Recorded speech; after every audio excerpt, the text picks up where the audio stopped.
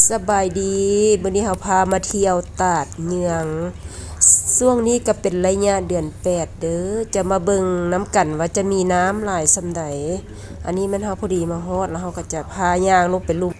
ตัวนี้แม่นเฮาถ่ายจากมุมสูงลงไปทางลุ่มก็งามนี่น้ำตกตาดน้ำแห้งงามเย็น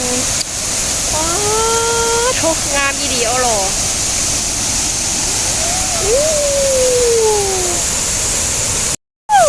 คนหนาวแตกเลยอ๋อหายน้ำมันนะสูงได้สูงมา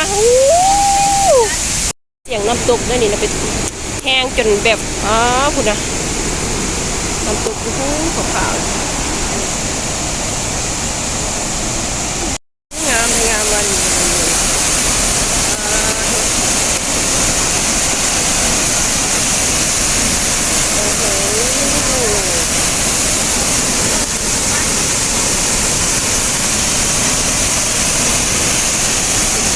สุดยอดเลย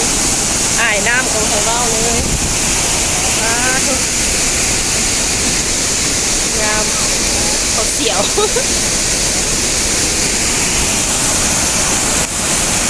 เขาอยู่ห้านอาหารอยู่ตัดเนืองหรือตัดฟานก่อนตัดเนืองเนาะเพราะจานของใหญ่พวกนี้เขาสมราคามันนะแต่แซ่บเด็กน้อยกับนั่งกินได้เลยนะไปลงนั่นมาเมื่อแล้วกับมากินข้าว